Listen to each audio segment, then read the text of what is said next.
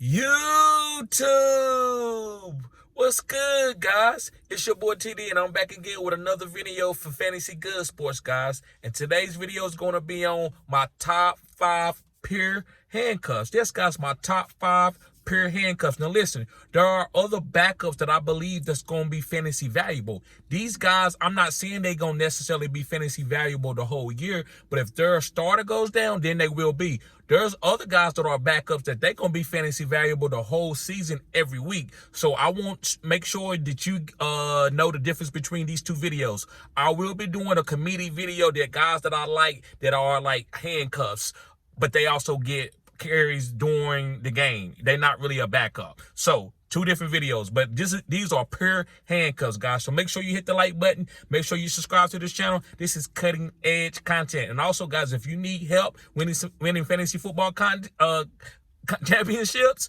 make sure you subscribe to my OnlyFans, guys. It's only $10 a month. So let's begin with no further ado.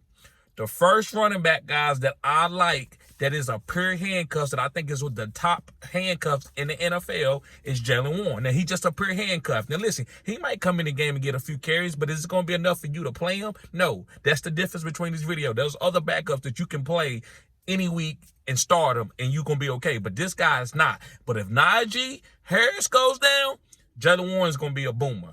This team is built around a alpha running back, like giving him 25 carries. So if Najee goes down, Jalen Warren's going to get 20 carries. It's just that simple. Jalen Warren is a really good running back. He just got another good running back in front of him that got high draft capital. Moving on to my number 2 guy. My number 2 guy that I believe is a pure handcuff, and he's not really going to be startable, in my opinion, every week, it's Devin Singletary. Yes, guys, Devin Singletary. And the reason why I like Devin Singletary as a top handcuff is because of Dameon Pierce, and what they plan on doing with Dameon Pierce is giving him 25 touches a game.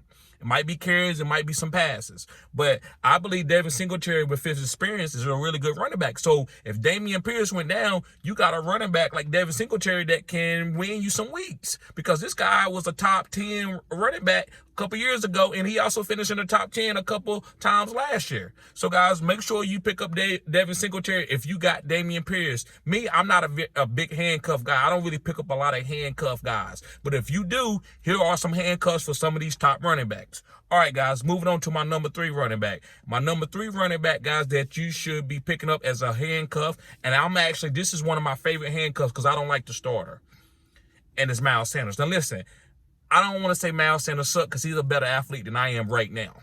Right now. You know, go check out me. I'm Terry Good. Go look me up on Google. But far as, you know, in the NFL, I think Chuba Hubbard is better than Miles Sanders. I really do. I think Chuba Hubbard can catch passes. And you look at Chuba Hubbard at Oklahoma State, he was going to be the number 1 running back. But something happened where he had a bad year and that nobody took him. But Chuba Hubbard was like a big play.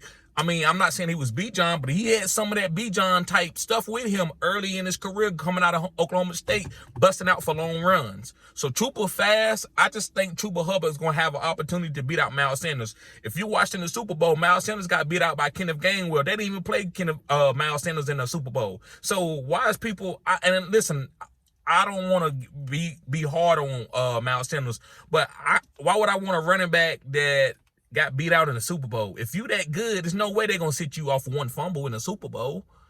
I don't care who you are. So it ain't Bill Belichick. Bill Belichick might do that, but other coaches ain't doing that. So Miles Sanders got benched. So I believe Chuba Hubbard is a great handcuff, and also he might have an opportunity to come and take over the starting role. I said what I said.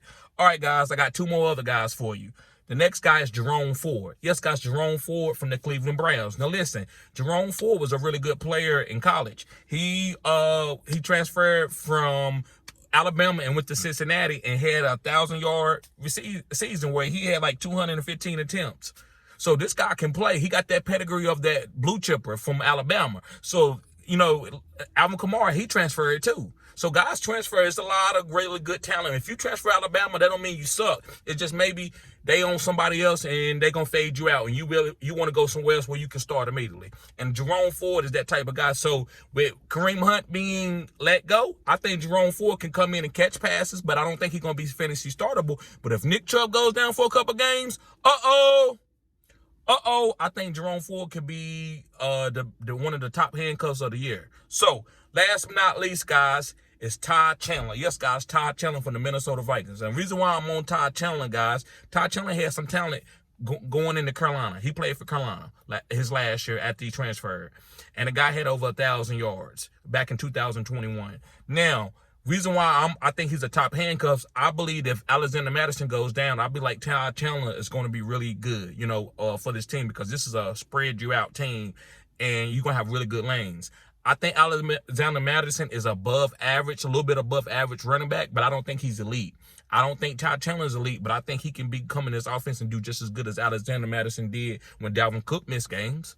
I said what I said. Todd Chandler and Alexander Mattison, to me, might be on the same level, right? I need to see more from Alexander Mattison. I haven't seen enough to think he's a really good starter. I'm kind of fading him, not because he sucked, just I don't want those problems. So, guys, thank you for tuning in to Fantasy Good Sports. Make sure you hit the like button. Make sure you subscribe to this channel. This is cutting-edge content.